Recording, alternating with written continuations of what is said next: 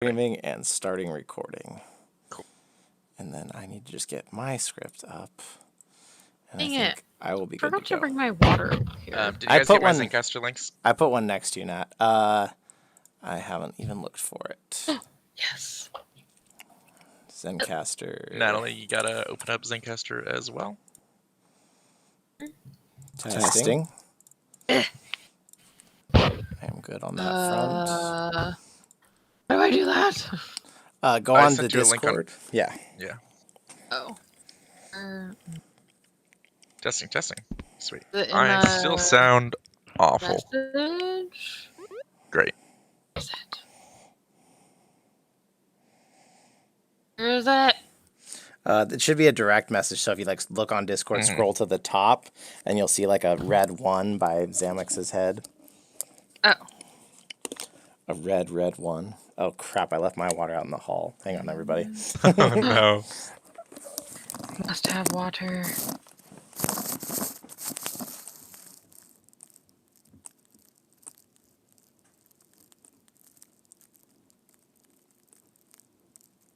Okay. Now on Zencaster.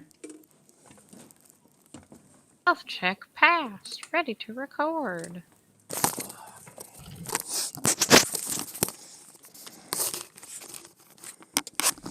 Oh crap.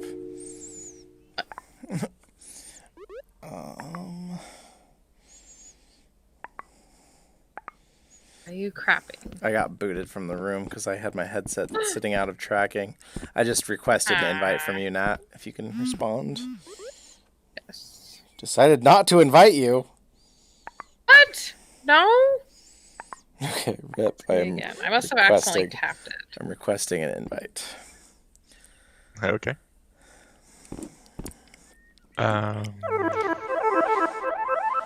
Wait, on Zencaster? No, on Rec Room.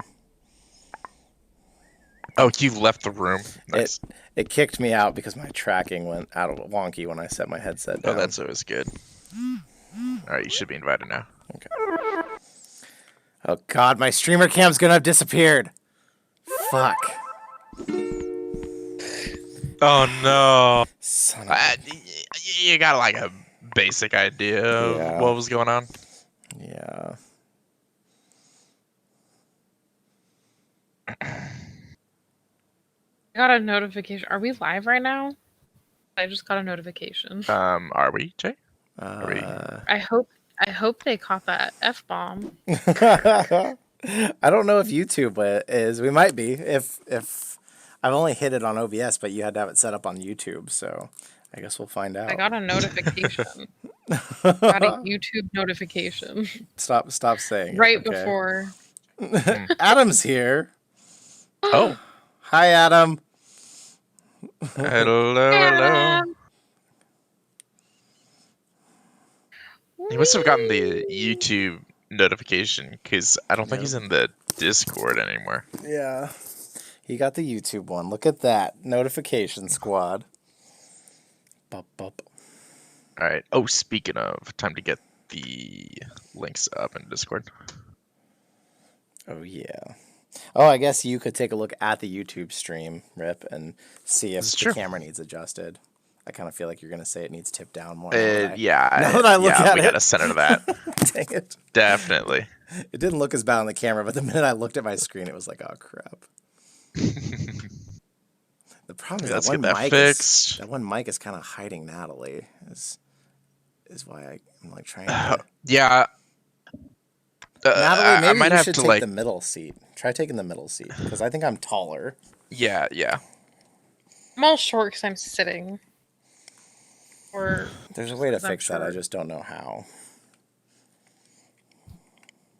I feel like the mic is super in front of my face, but that's okay.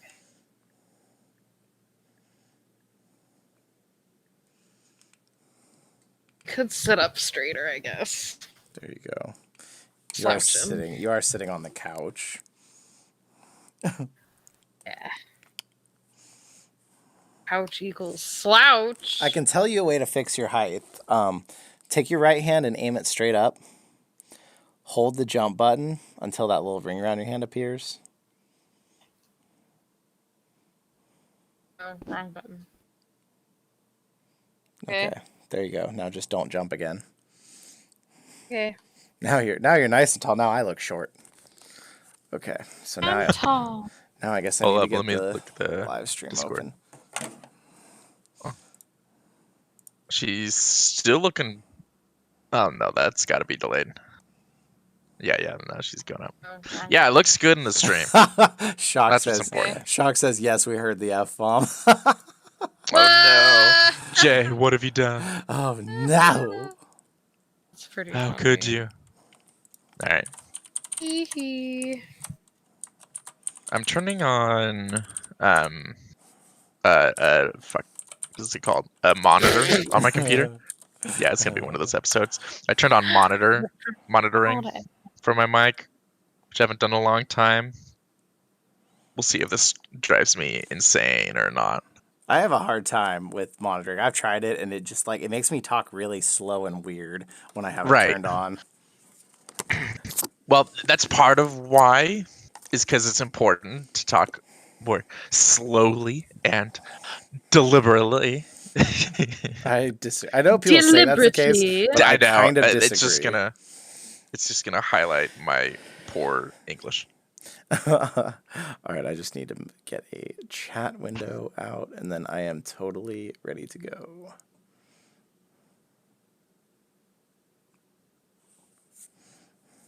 Problem is I can't adjust the how loud the monitoring is. Oh, that is a problem. Mm-hmm. You know, I might just turn off monitoring. that sounds like the right solution. It's a lot better when you've got a proper, what is it? Sound interface plugged into your computer, because then it's like there's no delay. It's just hearing yourself as you're speaking, which is good, I think, but not when you're like doing it through computer and there's a like slight bit of delay. Ugh, sounds awful. Mm-hmm. Hate little delay. Okay, I think I am completely ready to go. Complete. I think I'm the same. There may be a very brief intermission. I should have warned you before we were in the live stream, but if her brother stops here, she just has to open the garage and let him get some stuff. So there may be a very brief intermission. No big deal. I'll just have to remember that. Okay. I think we're good to go. Good to go. Good to go, Natalie. Good to go. Good to go. All right. I think who introduced last time? Ooh, Natalie. Do you have the script in front of you? Not in VR. Yeah. She has it on the laptop. Yeah, not in VR. I'd have to look at it. You have to like peek through like the hole in the bottom of the headset or something. All right. Well, I won't have you introduce though, unless you want to. If you want to introduce the podcast, take a crack at it. Okay. Let me see if I can get up. Ooh, I want to do it. Okay. Tell me when. Okay. Ready when you are.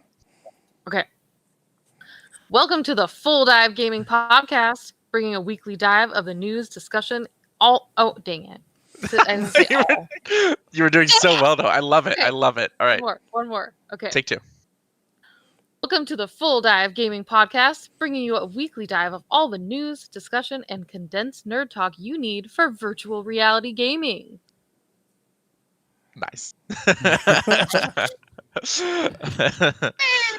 That's Natalie. She's our wonderful guest for this week. Before we continue, this podcast is brought to you by Asterion Products, designers of some of the top-selling Amazon VR and AR accessories, like the Asterion Aura VR headstand. That was Natalie who introduced the podcast. I'm Rip McAfee, producer and editor of this podcast. And then lastly, we have Jay. I'm J-Rat, VR YouTuber and streamer. Mm-hmm. And husband to our lovely guest. Husband to the me. Mm-hmm. All right. Our podcast is brought. That's not what I meant to say. Our podcast is here to keep you up to date. We answer questions from our Discord and Patreon communities, and followed by some of the latest and greatest VR news. And then lastly, we will discuss some of the games we've played together this week. If you missed that live stream, we live stream our game sessions. So one weekend we do the game session, and then the next weekend we record the podcast. Be sure to stay tuned to our YouTube channel and Discord servers, and you will get to know when all of that is happening. Hello, live chat. Good to see you all. We'll be talking to you when we can, but we're going to keep this mostly directed towards you, the listeners, listening on our various podcast platforms. And with that, let's hop into our Q&A. I apparently am doing the first one, which is not how I meant to do it. In fact, you know what, Jay, take the second one first, just so that I don't talk too much. Okay. We got a question this week from Brand Mallon on our Discord. He says, what are your favorite single-player VR games? I haven't really stepped out into multiplayer because my internet sucks so bad, so I've been doing exclusively single-player. Now, I want to say I've talked to Brand, and I'm pretty sure he has PC VR, so I'm going to try and not talk about PSVR exclusives here when it comes to single-player. Arizona Sunshine is kind of old, but if you can get your hands on it, the single-player campaign is nice. It's zombie apocalypse. It's pretty cool, but obviously, if you're going for single-player zombies, Walking Dead, Saints and Sinners, top choice, and it's on every gaming platform for VR, so you can get it anywhere. Mm-hmm. Definitely a top choice out of many of the single-player games out there. Right. Do we know if he's recently gotten into VR, or is this someone who's just kind of hoping for some interesting? He recently joined the Discord, so I'm kind of imagining that it's recent, but I don't know for sure because he could have just had bad internet forever. So right, yeah, because there's definitely the popular ones that we've said a million times. I'm immediately gonna say Half-Life Alyx because it is still the game to recommend. It's so good. But then what's the game I recommend that you probably haven't gotten yet? I mean, if you haven't gotten Beat Saber, I think everyone has, but a lot of people don't get it because it's popular and I'm not into rhythm games. No, just get it anyway. There's a reason it's so popular. You don't have to be a rhythm game fan to like Beat Saber, and that is single player. I mean, it can be multiplayer. I don't like popular things. I'm a hipster. Speaking of hipsters, Natalie, what's your favorite single player game? My favorite single player game? Mm-hmm. Oh man, I'm so put on the spot right now. Well, I would probably say Astrobot, but that's a PS. Yeah. We can all right. That's your favorite PSVR single player. What's your favorite non-PSVR? So many to choose from. Well, I would say Beat Saber, but Beat Saber isn't single player. It is though. It just also has multiplayer. It has multiplayer. Okay. Then Beat Saber. I'm gonna be very unhipster. So much for that. Well, it makes it easy. You only got to buy 2 games now, Bran. Beat Saber and Walking Dead, Saints and Sinners. We didn't overload you. And Half-Life Alyx, you cannot forget that. It's so good, guys. Oh yeah, it's so good. All right. K27 asks us, if VR tech could let you relive a moment of your past, what moment would you want to re-experience, and would it be hard to leave? Now, this is this sounds specific, but this is very open-ended. Are we talking about current day VR tech? Are we talking full, as the podcast name suggests, full dive? You're complete, you're just completely fooled and you don't know you're still in VR. I'm gonna go with let's go. It's current day VR tech. Reliving an old experience somehow. So it's kind of like a 360 video of what happened. Yeah, let's go as advanced as saying it's a 3D video somehow. Someone somehow made it into a game, and you get to relive it that way. Interesting. Sounds so fun. Mm-hmm. If you don't want to mention that moment, but you want to answer the question in terms of would you leave, or would it be hard to leave? I'll let you guys answer it how you will. Natalie, let's start with you. First thing I think of is and Jay Brat and I were on our wedding moon. We got Why married not in New just? Zealand. Is it not just called a honeymoon? We got married No, 'cause we there also too. So it was yeah, like the destination, Oh, but only nice, us. nice. We it didn't was have all anyone come with together. us. Gotcha. Yeah. So New Zealand, that was really fun. Ooh, New Zealand. Exciting. I see why now. That Yes. sounds gorgeous. Yes. I would definitely not have a hard time leaving though, because I like hmm living life and moving on to hmm the future. Yeah. But that would be pretty fun to visit. hmm I'm That I'm would be gonna your moment to re-experience. I'm gonna have a really weird answer for this, and I think Kay Okay. and everyone else is gonna be kind of blown away. I kind of want to re-experience the worst day of my life from my childhood because I want Oh to my I God. want to see like No. from an outside perspective what that looked like and if it was as bad as I remember. Oh, that's kind of interesting. Because like it kind of makes me think of this movie. There's this movie with Robin Williams where they had Yes. these implants in their brains that would record their whole lives and someone would make a video out of it when they died. And his entire life was determined by the fact that he thought he made this one kid die. Well, but in the end he sees the video and he actually tried to save the kid and he failed. And so I just kind of want to like see, is that memory the way I remember it or does it look different? But I would definitely be Interesting. ready to come back quickly. I would not want to stay there all day, but I would like to see what it was actually like from the outside. Oh, your answer is way cooler than mine. It's not a contest. hmm Great Rip? Pretty good one. hipster answer. I like that. I like that. So funny enough, I'm actually gonna say I've already had this experience, and Jay, you were with me when this happened. We discovered VR chat. Someone had uploaded Breath of the Wild, the world, like into VR chat somehow with like a stunning recreation of it. And Breath of the Wild by itself is already an amazing game. But when I played it initially, like the original Zelda Breath of the Wild, not the VR chat thing, it was at a time it was my birthday, but life was so busy I didn't get to celebrate it, and I was having a bad time and things were really stressful. I was like whatever, I'm just gonna use my own money, buy myself Nintendo Switch. I'm just gonna enjoy it, and I got Breath of the Wild. So it like has that special like memory associated with it, and that on top of it being a beautiful, gorgeous game. And hopping into the VR chat world, it like it was a complete, not only just a nostalgic trip, but like I just wish I could have continued playing. I wanted it to be the full game, and I would have like if it was the full game, I would have just kept playing. I don't know if I would have stopped. I would have just kept playing that game. It was so like, oh my god, this is in VR now, and I get to like see the scale of everything. And like Skyrim got close, but I wasn't expecting that reaction to Breath of the Wild. So yeah, I would say it was. I would easily play that world again if it gets an update and they add more of the game content. Yes. It was pretty sweet. Sounds awesome. Oh, and a little preview to the news that's coming. One of my favorite games for my entire life is coming to VR. So I'm gonna have that moment Rip's talking about. Whew. OMG. Yeah, except the full experience. I'm so jealous.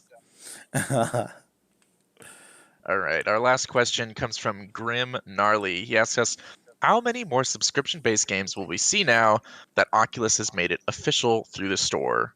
Pros, he said in parentheses, he put none if you ask me, and cons. Ugh. I would have really felt nasty about this question, and I'll keep this brief. We'll talk more about it in the game section. But we recently got a game exercise experience, whatever you want to call it, that's based on subscriptions. And I kind of realized that, like, man, I wish other games that used licensed music, like Beat Saber and Pistol Whip and stuff, had subscriptions. Yeah. Because I would like to give them the money to keep getting more songs instead of waiting forever. So if it's a game like that, I'm okay with seeing subscriptions. Outside of that, I don't really know how I feel because I don't play games that take subscriptions. But for games like that, that is the one exception. I think I would be okay with it. I know. I've been saying that for a while now. I feel like Beat Saber should have a subscription or something, because it takes forever to get any new songs. I mean, a lot of people have the custom songs, but they're not always great. Like, there are some really good ones out there, but there's also some really bad ones. So it's nice to have ones that are, made by Beat Saber. Hmm. A subscription would make that easier. I can Facts. think of I wouldn't mind the like MMO subscription models are a pretty established and well-known thing. If that was what finally gave an MMO in VR the budget it needed to be a thing and be good, I'd be more than happy to pay it. So there's that possible pro. It could also be horrible and like overpriced. There's not too many games that have subscription models, fortunately, even outside of VR, unless it's like a season pass sort of thing. And there's not a lot of games right now that are popular enough to keep like a season pass. I could see like maybe some of the popular VR shooters. I sure wish Onward had, if a season pass sort of deal was what allowed those creators to actually add more content. Because right now, I just straight up haven't seen them add a single new map. Yep. So, more content is always good if a subscription model is how it has to come about.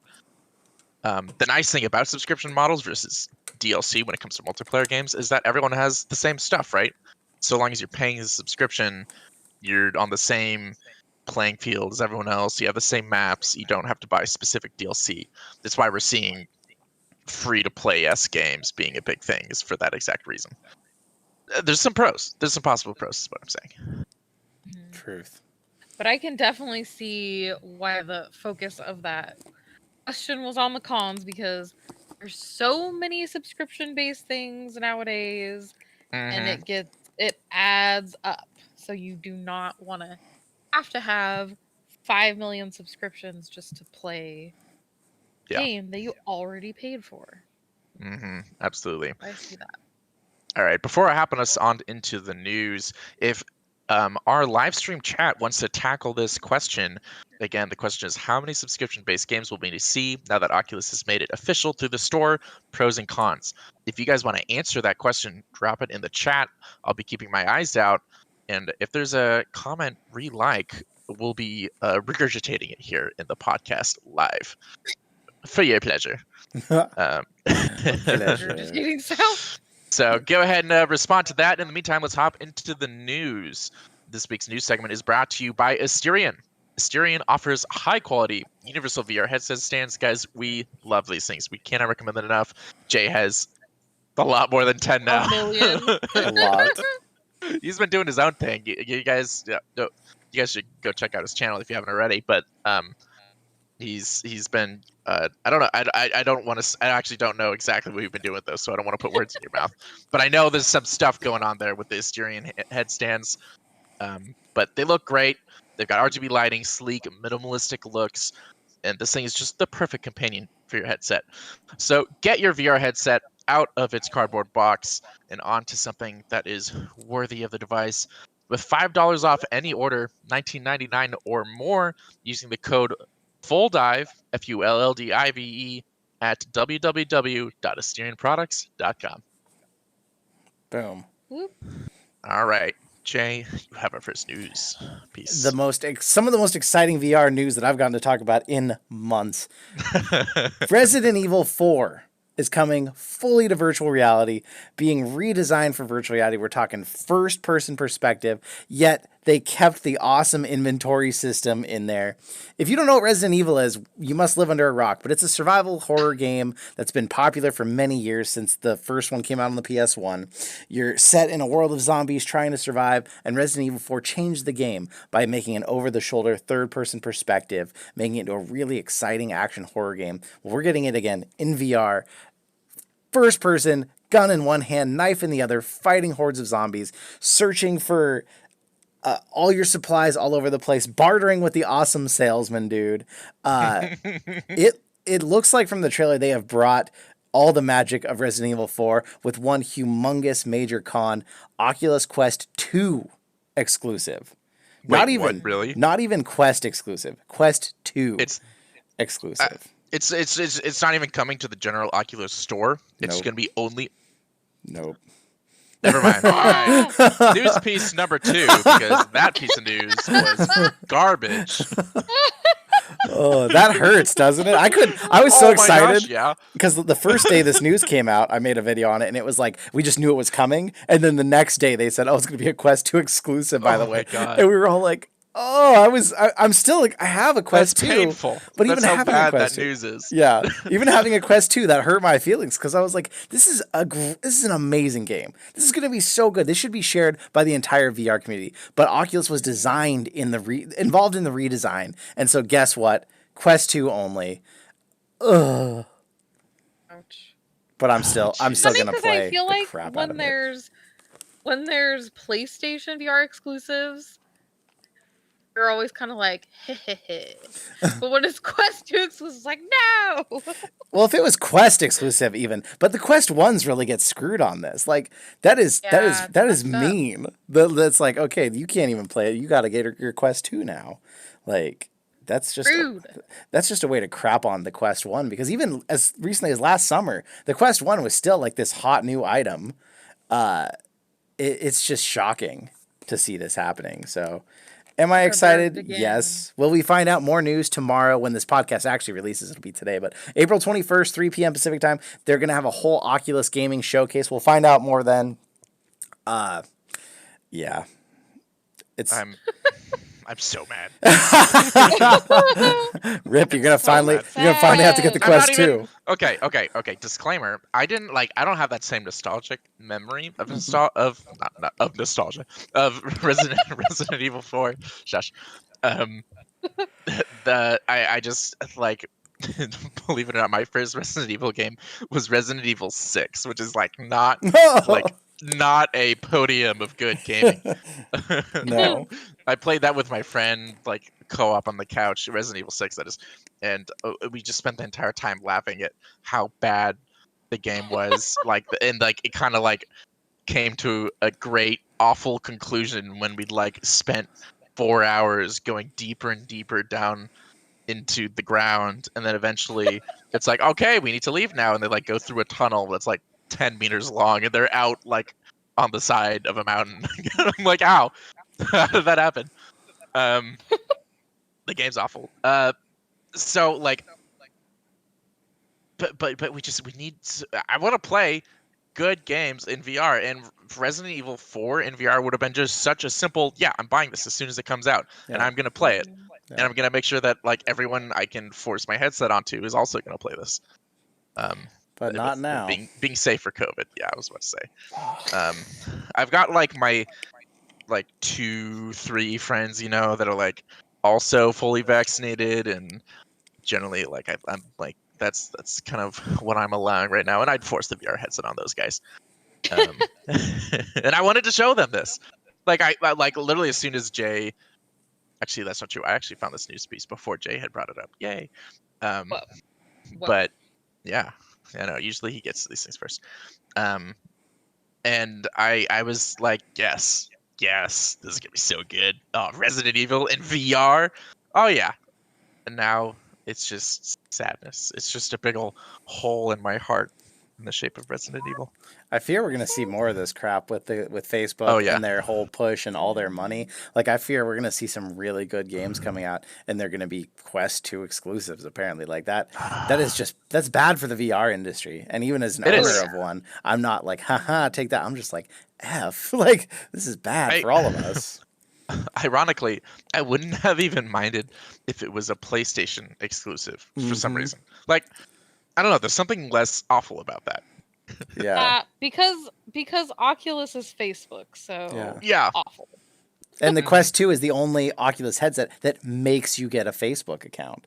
So like if it was a Rift exclusive, we probably wouldn't care because it's like, oh, you still have to go get a Facebook, but this is literally forcing you to get a Facebook to play this game. That's what this is doing. And just like to further, we're like increasingly getting anti-Oculus and Facebook here, guys. I hate to say it.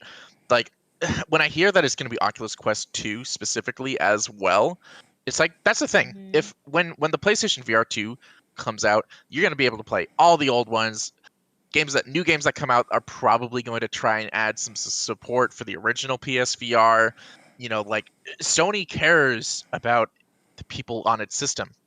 Facebook does not, and they've proven that over and over. Yeah. This is so Even sad. if you can't play original PSVR games on the PSVR 2, it's like a million years later, so it's not that huge of a deal. But like Oculus 2 was like right after Oculus 1. Like, yeah, it's pretty messed up. Yeah, this is not cool. Facebook. Not cool. Not cool. That needs to be the tagline for every time there's another dumb Facebook Oculus thing. Not cool. Not cool, Facebook. All right. Unless you've got more to maybe some more positive things to add, Jay, I'll move us on to the next one. What are you selling? Facebook is selling your information so you can play Resident Evil 4. I know. It's so awful. No. It's a good headset. Bad company. Yep. Yes. All right. Moving us on. So we numerous times talked about Frostpoint VR. It was a pretty highly anticipated on our part. It was made by as VR goes, like a good profiled VR developer, right? We were expecting this thing to have an audience. They were clearly putting a lot of effort into this game, and we were excited. It was going to be like a VR shooter that was like kind of PvP and PvE. It's player versus player and player versus environment for those unfamiliar. And it looked really exciting. I think we were all pretty excited to try this game. I still haven't tried this game because when this thing released, it came out to horrible reviews, scathing reviews. People were super unhappy. Upload VR, Road to VR, everyone was like, this game is kind of bad.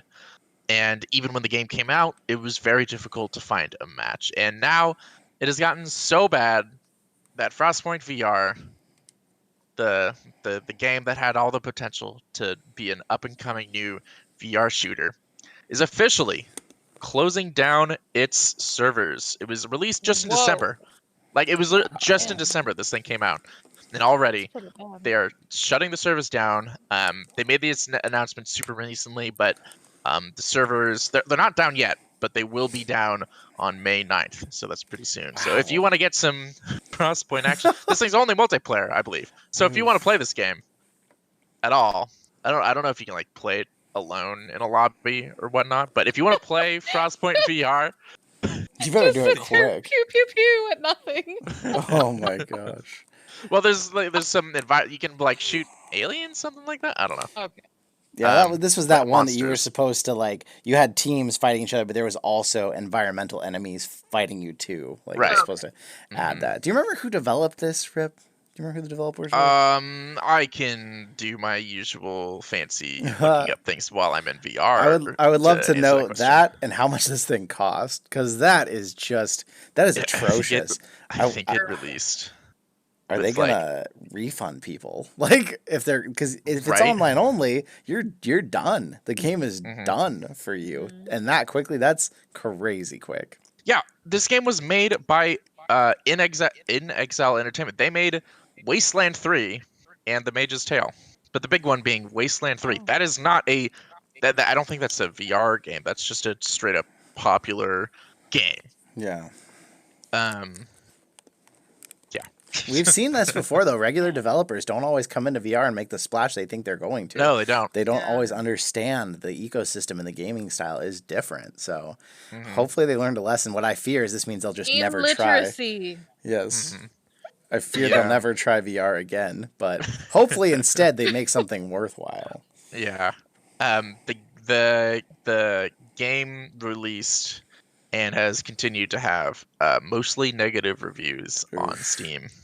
Oof, what's the price? Yeah. Can you see that? The price is a solid $25, which is actually not as bad as I thought it would be.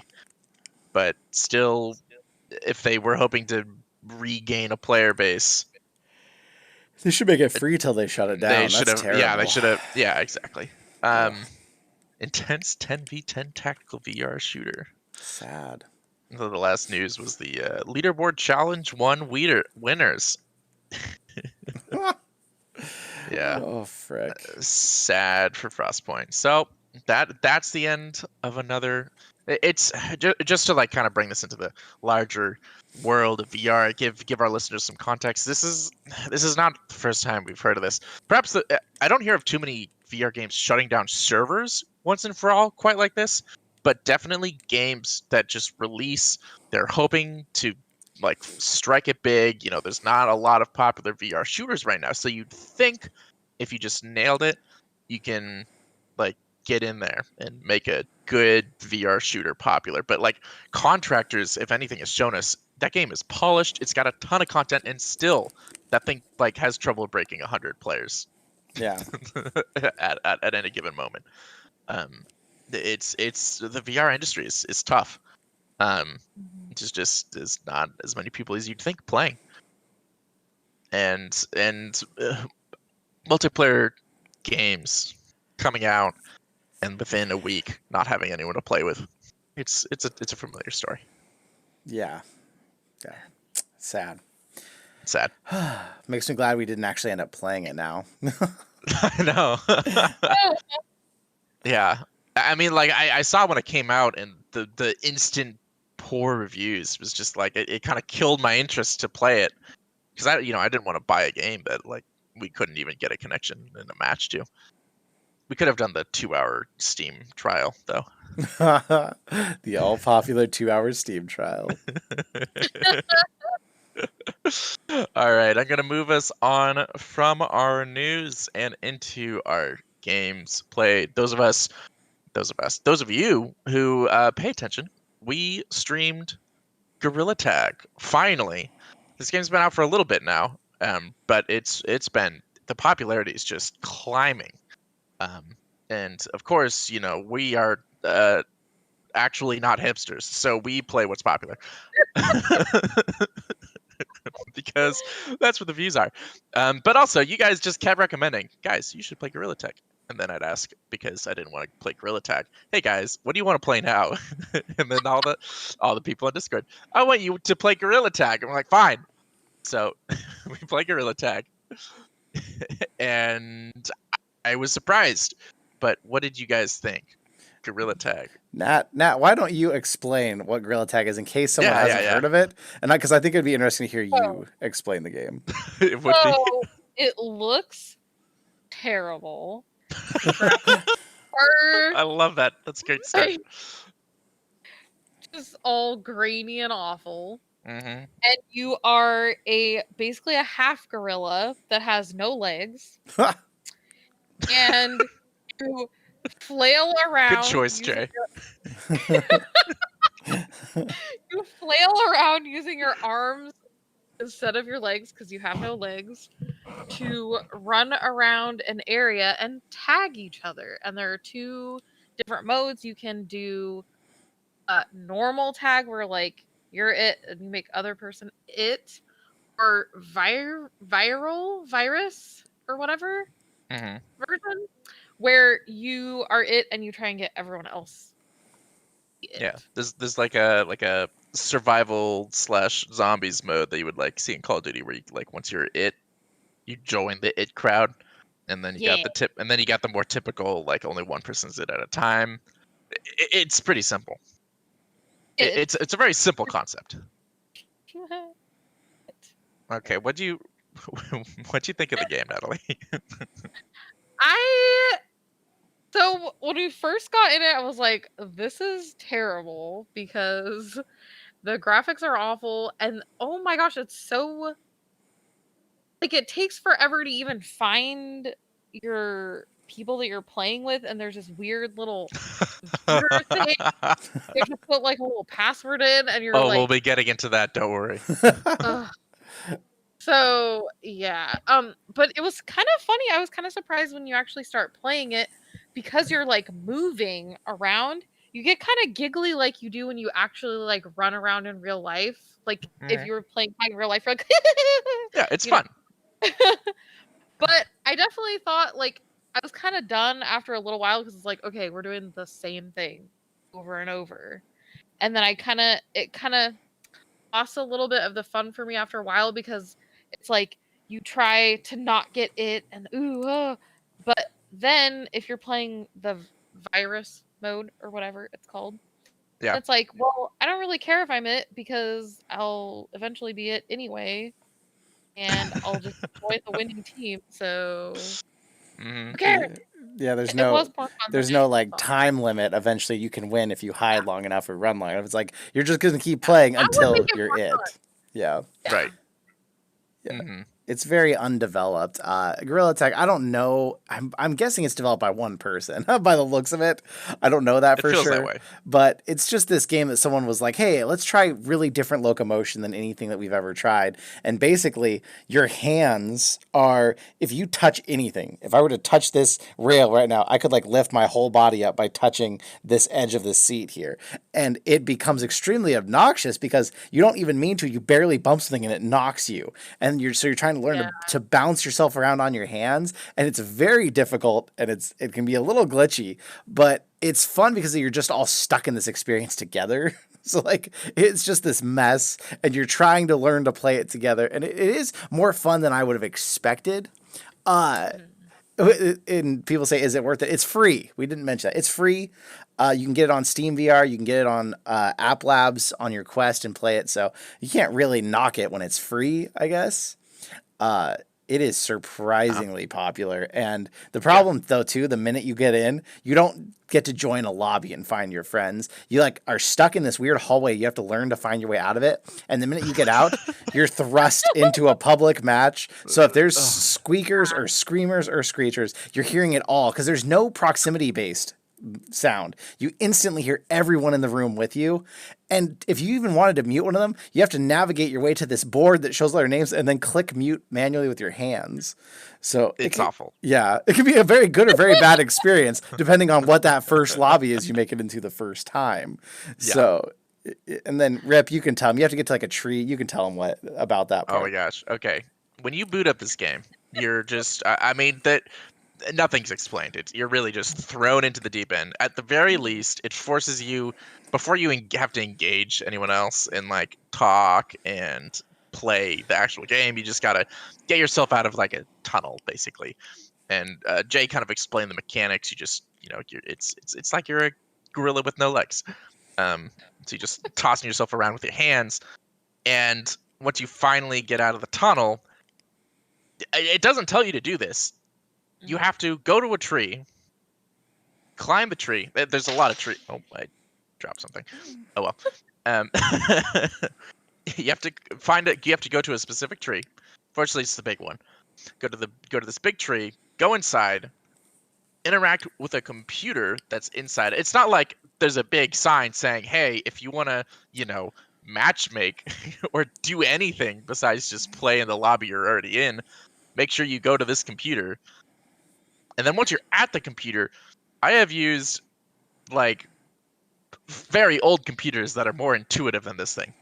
This thing is like a Commodore 64 thrown into a game, and you're like supposed to interact with it and make sense of it in order to join lobbies. It's awful. And as a designer myself, it's an embarrassment to my it does not represent us. Trust me. It's awful. That's the long and short of it. It is an awful experience to join lobbies, to mute people, to do anything besides play the game. Fortunately, just playing the game part is super simple. It takes you like 2 seconds to figure out what you're supposed to be doing, and that's probably its greatest strength. Actually, is the game initially hooks you on a very, very fun gameplay loop. And once you're on that gameplay loop, you're willing to put in the extra effort of working the Commodore 64 in the treehouse to continue and actually play with your friends. It's a lot of fun. I personally, I had very low expectations for this, and especially once I had to interact with that awful computer, I really had like low expectations. But once you get going, Natalie put in an excellent way. Like if you remember as a kid, it's after hours, you're with your friends. Maybe this is your experience because I didn't have friends. I don't have this experience. But it's after school. You're hanging out with your friends and you're like, it's time to play tag, right? You guys remember that, right? You haven't done it in 20 years because that was when you were in elementary or maybe middle school. And that fun of like jumping around a playground, trying to catch up with your friends, playing tag, it definitely it allows you to kind of relive that. And it also does it. What? Zencaster isn't recording. Oh no. Oh no. crap. Oh no. Oof. Oh, no. Hi, Nexion. I was just like, oh, I wonder how long it's been. I should probably check that, and I just saw it in no time. Oh no. Okay, well, we are recording now on Zencaster. We apologize for the technical difficulties. Oh boy. Oh, this podcast is gonna sound great. I'm going to have to actually add a disclaimer at the beginning of this podcast episode saying we apologize for the poor audio quality. This is not representative of our usual podcast. Except painful. for the other 3 episodes where Rip also forgot to press the podcast button. See below for a list of poor quality audio. Oh god. Thank God I was at least recording OBS, but oh man, that's gonna be painful. Woo! Yeah. Oh boy. All right. Well, you'll have heard it at the beginning of the episode for those tuning in on various podcast platforms, but we'll say it again now. We apologize for the poor audio quality leading up to this exact moment. All right. Now that we are in the realm of much better audio, we shall continue. We were talking Gorilla Tag. I was saying it was surprisingly good once you got going. Do you guys agree with that assessment? Yes, I also agree with Natalie though that the life on it for me was kind of short. Like, yeah. It got really fun, but I can't imagine playing more than an hour or 2 in my entire life unless they add more to it. I definitely don't want to ever play it again. But okay, I could see how certain people would continue. Like, I could see why other people might continue playing it. Like, it wasn't for me, but for the same reason that I could see why a lot of people are really into Echo Arena. Like, I could see you getting much better at the game, and because you're talking in these lobbies, you can kind of make friends and get a bit of a community together. I could see why a lot of people are into this game and why it's so popular on YouTube. That's kind of a perfect segue into a question about this, because a lot of people said either this is the most fun they've ever had in VR, or this is actually the best VR game. What do we think about those statements? No. No. I agree with both of those wholeheartedly. I am offended at the statement. Elaborate. My goodness, have these people ever played any other VR game? I don't know. I was a little. If they're talking about the movement, there's also plenty of active VR games. Like, what is going on here? Mm-hmm. Is Gorilla Tag on anything but Steam? I can't remember. Quest, you can apps lab it. So okay. It's basically side quest, but now they made it easier to get to it. So it's pretty easy to get it on Quest. Okay, so I imagine a lot of people are on there as well. Yeah. Yeah, I don't know about best VR game. I don't know about that. I don't know. What do you think, Jay?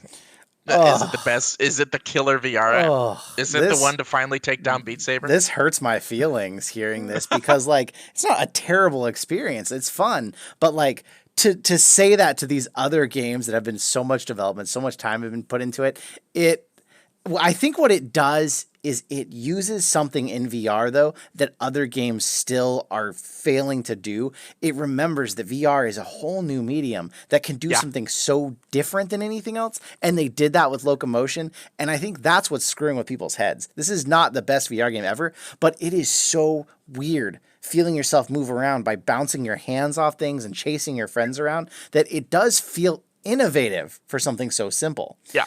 And we've been missing that since the beginning of VR when there was still a lot of experimenting and testing. We're kind of getting into this stage where, okay, every VR game you move with the analog stick and you turn with this analog stick and you jump with this button.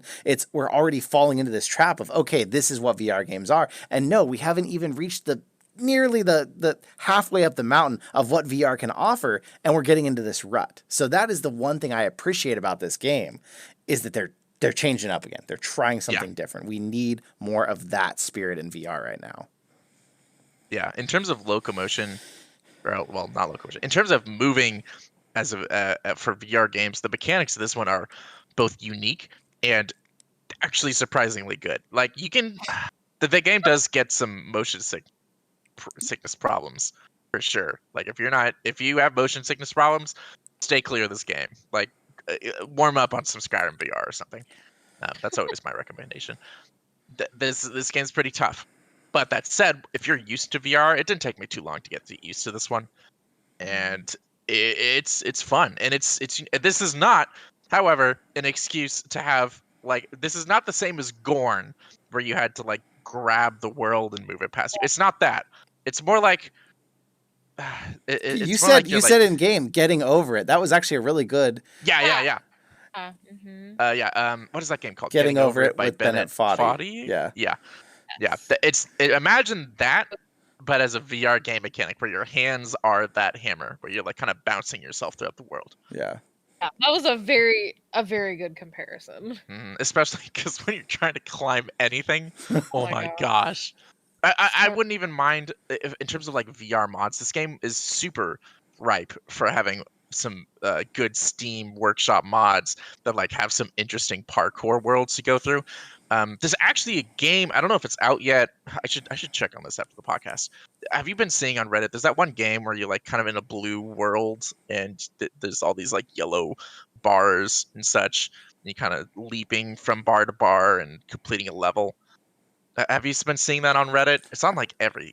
I feel like I haven't been on Reddit that much lately, but I feel like I kind of missed out on this. But it sounds like something I would be into because I love the parkour games. Yeah, it's very much. It looks like it's using this style of mechanics where you're kind of grabbing things and pulling yourself along. The big difference, though, and what I wasn't expecting, you can't grab stuff in this game. You can't. Yeah, and that's what actually why it reminded me of Bennett Foddy so much is you can't it's not like most VR game climbing mechanics where you can go to a wall, you grab a wall, then you hoist yourself up and then grab again, like Tom Cruise style, right? No, this is more your hands are little pebbles, and that's all they are. They might as well just be pebbles, and you can put that pebble on a ledge. And then using your own momentum, push the pebble down and therefore lift yourself up. But that pebble's not going to grab onto anything. Yep. If there's no claw aspect of your hands. The only other weird thing you could do, you could hug things though. You could hug something with your hands and lift yourself and learn to toss yourself. But it is very tricky. You can use your two pebbles to touch simultaneously. Touch the sides of something and launch yourself. Yeah. I was trying to climb up a ladder and I could go up 2 steps and then I'd fall. And then I'd fall.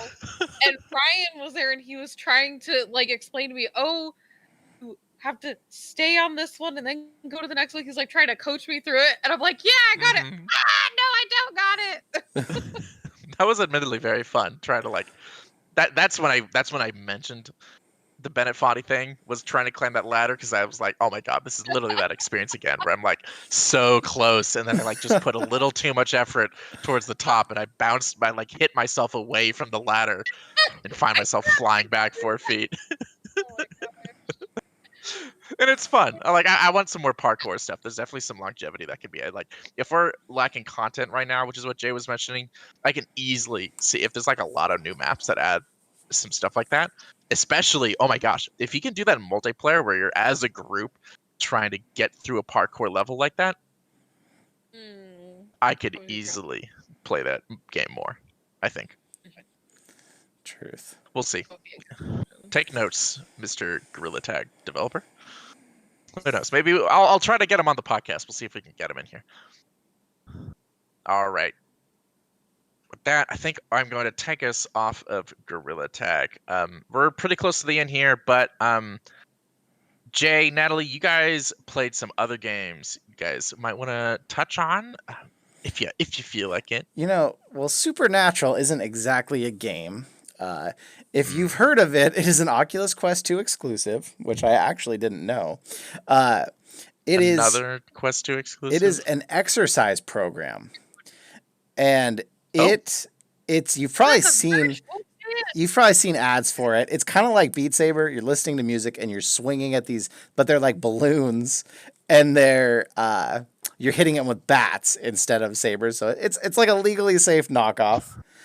Balloons and with the bats. ads. Yeah, kind of. Okay. I have seen these ads like a million times. I'm watching like a VR channel, and it always are Werner, let's do it up. And so Not that was the ad. Anyway, as soon as you mentioned it, so anyway, continue. So it's interesting because it's designed to be an exercise program. It's made with personal trainers. Personal trainers make these playlists that you can choose. They're either light, medium, or hard, and the trainer is there with you the whole time. Like, you warm up with them by seeing them and mirroring their actions, and then they're in your head talking to you the entire time you're doing these workouts that are between like 8 and 50 minutes or something. They can be long ones.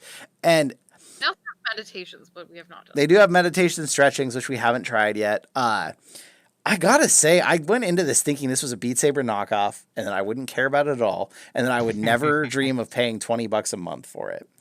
But when you actually 20 a month, or we paid the whole year because you save a little bit if you pay the whole year. But I think it's like wow. I think it's like 100. You must have liked this game. I think it's like $180 for the year. Ouch. Pretty hefty. It is. We're pretty into fitness, so. Yeah, and not just that, but like some family of ours bought headsets just to get this game, just to do this experience. And so we're seeing them on the boards, and like you can like each other's stuff on the app and stuff. So it's also kind of to like encourage and be a part of this with them. I really thought I was going to hate it. Natalie was playing it long before I was, and I was hearing her playing it, and I thought I was going to hate it. And then I finally got in, and I was like, you know what? This is actually a really good way to do cardio fitness.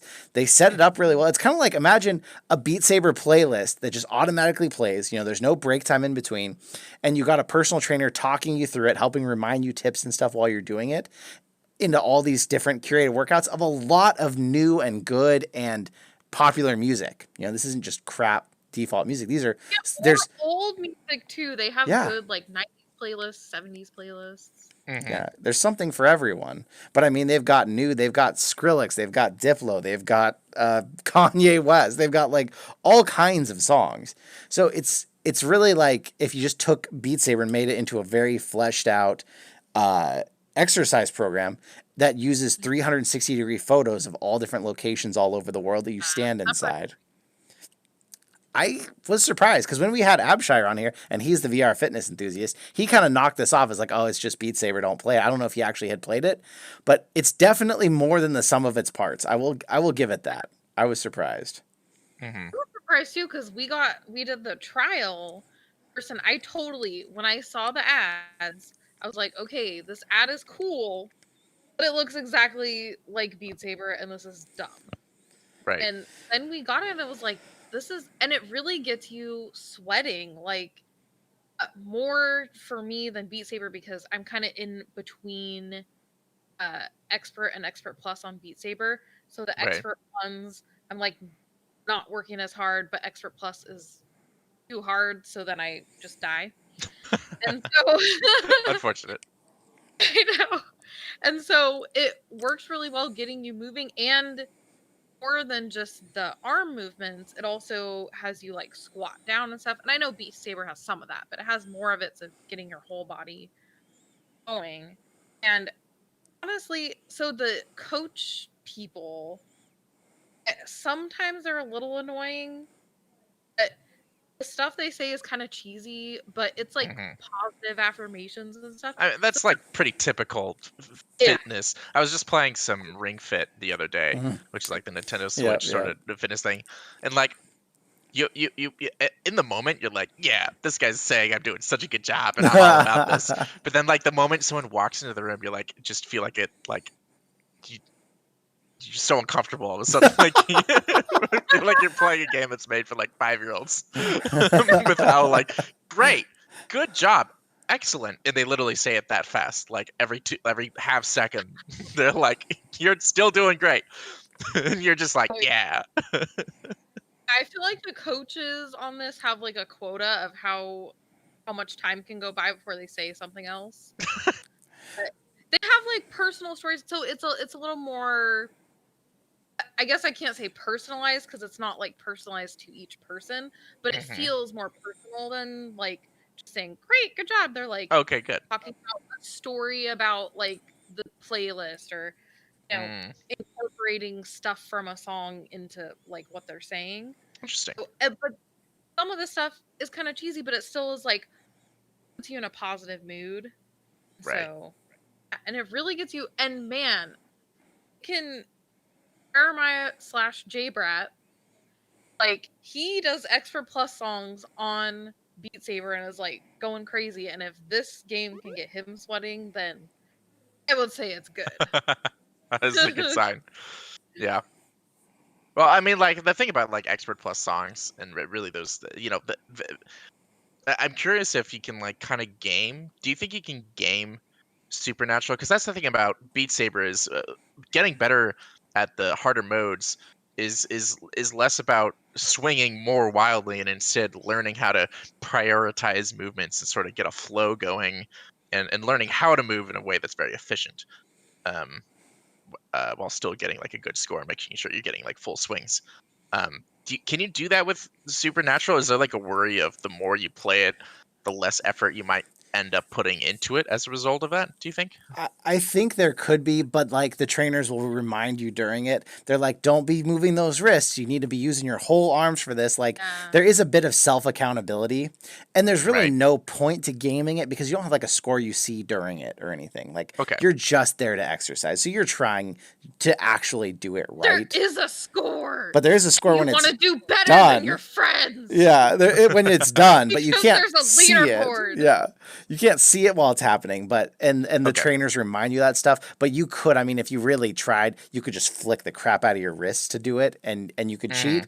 But it's not what you're there for. So I guess you're not as enticed to get that super high score like you are in Beat Saber and be on leaderboards because you're actually there because you want to exercise and do this program. So. Right. And it also doesn't show you there's not like a thing tracking your points during it, like you said, Yeah. or like something showing you your what's the word I'm looking for? How many you've gotten through before you missed. Yeah, there's no streak, any of that. Yes. No streak And counter. so yeah, so that definitely helps with that. And man, the hard songs or playlists, man, they're hard. Like there's a score for like accuracy, I guess, like hitting the things, and then a score for power. It's like how hard you're hitting it, or maybe like how wide your swing is, or whatever. Man, it is hard, and I was trying so hard on this one to get like a full power, and it gives you like a percentage of power. I was trying so hard, and it was like 50% for one of them. I'm like, no! And so that really motivated me to like really go hard, and like, so that kind of thing, that's really motivating for me. And the little leaderboard thing also, like you can follow your friends and then see who's at the top. Man, that is motivating. And even there's like an app you get with it, so it has like a thing where you can like people's workouts and stuff. Pretty Facebooky, but it's motivating. Well, that sounds pretty good. Surprisingly, it was. And I honestly really thought Jeremiah, aka J-Brat, would hate it. And I was pleasantly surprised that he enjoyed Yeah, it. I mean, especially when you're like really into Beat Saber, it's like every new rhythm game that comes out, it's just for me at least, like a lot of the other rhythm games somehow reveal themselves to me more that they are in fact rhythm games, which I'm not into as a genre. But Beat Saber somehow manages to fool you. It feels more like you're playing some very interesting lightsaber game. Yeah. You know, and there's like a flow to it that makes you just feel cool. That a lot of other rhythm games, like I was playing Beat Saber with a bunch of friends before. I was like, hey, you guys should, this is a lot of fun. You guys should check out Ragnarok. It's another game I've been really enjoying lately. And man, that game just does not work well in groups. It's like it's so much to play when you're fun to play when you're by yourself, but just going like there's already a lot of that in Beat Saber. But like at least you can kind of like get a dance going to it, and like Yeah. you can learn how to kind of present yourself in a way that's not terrible for Beat Saber. No, for Ragnarok, you're just standing in one place, just swinging your arms up and down wildly, and there's no other like. There's nothing else to it, and it's intense, and it's like a good workout, and it's fun, but it's definitely more of like it's the equivalent of just standing there and playing drums, as opposed to being a cool block slaying Jedi. Yeah. So I can see why, but it's interesting that he did end up. Do you think you'll be playing more of this, Jay? Oh yeah, I'm not only motivated for my own sake of enjoying and using it for fitness more, because I've been wanting to use my VR headset a bit more for fitness, because like we weightlift, but I'm like I should probably be doing cardio. But it's also like her family members that got these, like that I've shown them VR before, and like this is what's turned them into VR lovers. I can't believe they're Wow. they're doing these workouts like every day. And not only have they not done much VR, they are not into fitness whatsoever. Like they've wanted to for years do something, and they've just never done this, they've never done that, and this has got them like hooked. So I feel like a degree of accountability that I need to like be putting my scores up there too to like keep them going and like see that. I've heard that actually helps. Not just for VR, but in general when you're using like a VR game or a VR app or whatever, or not a VR app, a fitness game or a fitness app. When you've got friends you're competing against, it keeps people playing longer and it makes them more motivated. So I believe you. Yeah. So yeah, I'll be continuing, and I'll update you as we learn more about it. One thing I want to do, yes, please. I want to do an easy workout and just slay it, and then I want to do the same easy workout right after and just not hit like hardly anything, and see if the trainers say different stuff. I want to know if it's actually programmed for them to like tell you anything, or if it's always just exactly the same. I don't think they say. I think it's exactly the same. Yeah, I have that suspicion, but I wonder. Yeah. I do wonder. That is one of the nice things about Ring Fit, which I highly recommend, by the way. If you like a good workout game and you own a Switch, I really enjoy Ring Fit. I'm only on a break right now because I went too hard too quickly and I damaged my knee doing it. Yeah, so I'm taking it really easy on that knee right now because don't want to hurt that. But definitely don't if you're gonna if you're like me and you like were a weekend warrior at best. Definitely take it easy when you go into these fitness things. Don't go to the most intense just because like I want to be I want to get fit fast now, right? No, if you haven't been working out like you're supposed to, then you gotta ease into it. You can't just rush into it. I learned that the hard way. Now I have to take a break from being a fit person because I did this to my knee. It's a bummer. Anyway, I completely forgot what I was going to say before that. Did I like? Oh yeah. It does a great job of when you're playing the game. It actually tells you. It does a pretty good job of kind of like seeing what you're doing just through a ring and something strapped around one of your legs, and it can actually tell you like, hey, your squat can be a little bit deeper, hold it a little bit longer. You can squeeze the ring fit a little bit better, like stuff like that. which was really cool to see. So I am curious if Supernatural does something like that. You'll have to report to us, Jay. Yes. All right, If it does moving. look really cool. Jay, do you want to talk? Not long, because we gotta get. We gotta wrap things up here, but I want to hear about Alvo, and I won't let you go until you tell me a quick brief. At least give us a teaser of your full opinion for Alvo that released on PSVR.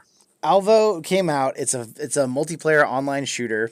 It's got 3 modes: free for all, team deathmatch, or like place the bomb, stop the bomb, whatever that's called. Yep, standard 3 types.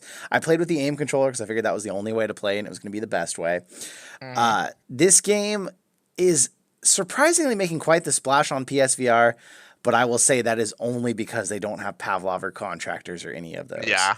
This is another first-person shooter. I don't see so far anything that sets it apart. It does have a good roadmap of stuff that's coming, but like this thing's already been developed for like 4.5 years or something crazy like that. So I'm guessing this team has a little bit of stuff they need to work out together because I don't know. A lot of PSVR reviewers were just saying this is amazing, and I was kind of thrashing it, and people were shocked by that. But like I got it in day one when it came out, or I guess it was like the morning after it came out, and it was glitching, it was having some issues, and it wasn't the internet, it was definitely the game itself was having some problems. But by the end of my play session, they seem to have worked themselves out. So it definitely took some more time, but it's definitely, if it came out on PC right now in the shape that it's in on PSVR, it wouldn't be that much of a splash because it's not really anything different or exceptional to what we have. PSVR just doesn't have this, and that's why it's getting some hype. So it's not bad. It's not a bad game, but it's $40 and it's on sale for $30, and that's kind of a lot for how basic it is, in my opinion. Yeah.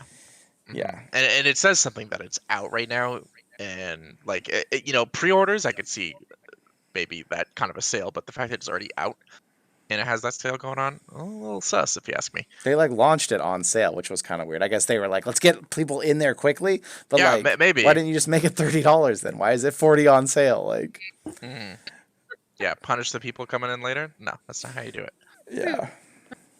And lastly, in terms of like, how does it compare to Contractors, Pavlov, and Onward?